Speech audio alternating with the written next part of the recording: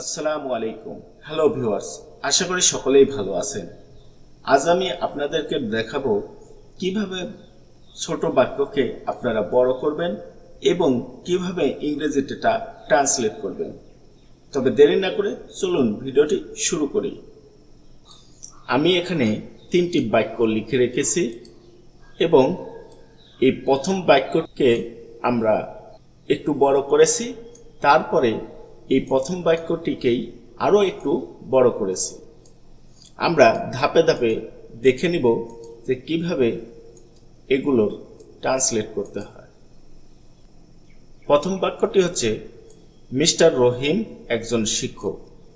তাহলে এর ইংরেজি হবে mister Rahim is a teacher. Mister Rahim একজন শিক্ষক, এর ইংরেজি হচ্ছে mister Rahim is a teacher. দ্বিতীয় বাক্যটিতে আমরা যাই। মিস্টার রহিম ঢাকা বিশ্ববিদ্যালয়ের একজন দক্ষ শিক্ষক। তাহলে মিস্টার রহিম এটাকে প্রথমে আমরা লিখে দিই।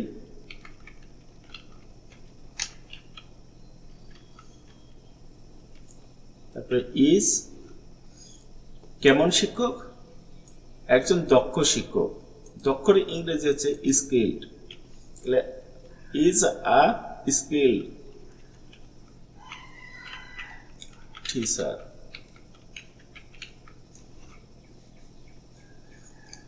তাহলে মিস্টার রহিম একজন দক্ষ শিক্ষক, এর ইংরেজি হচ্ছে mister Rahim is a skill teacher. কোথাকার? ঢাকা বিশ্ববিদ্যালয়ের। তাহলে অ্যাট ঢাকা বিশ্ববিদ্যালয়,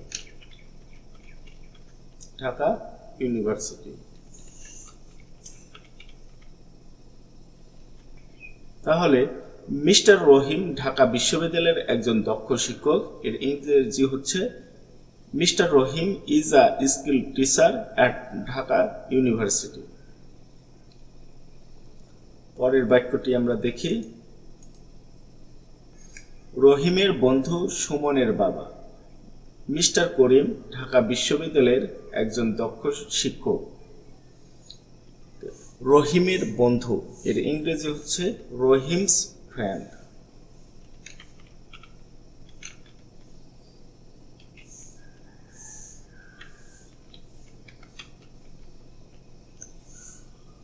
সুমনের বাবা,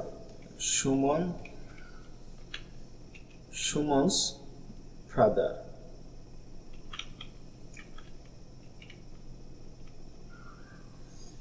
মিস্টার করিম,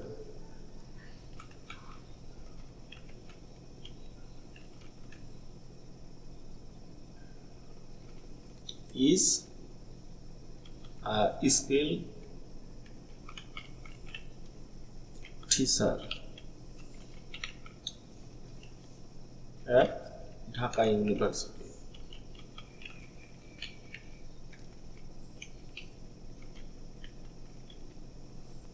তাহলে রহিমের বন্ধু সুমনের বাবা মিস্টার করিম ঢাকা বিশ্ববিদ্যালয়ের একজন দক্ষ শিক্ষক। এর ইংরেজি হচ্ছে Rahim's friend Suman's father mister Karim is a skill teacher at Dhaka university.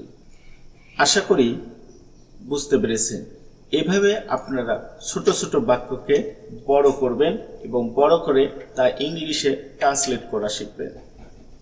আমার বন্ধু সুমনের ভাই রাশেদ রাজশাহী মেডিকেল কলেজ এর একজন প্রসিদ্ধ ডাক্তার।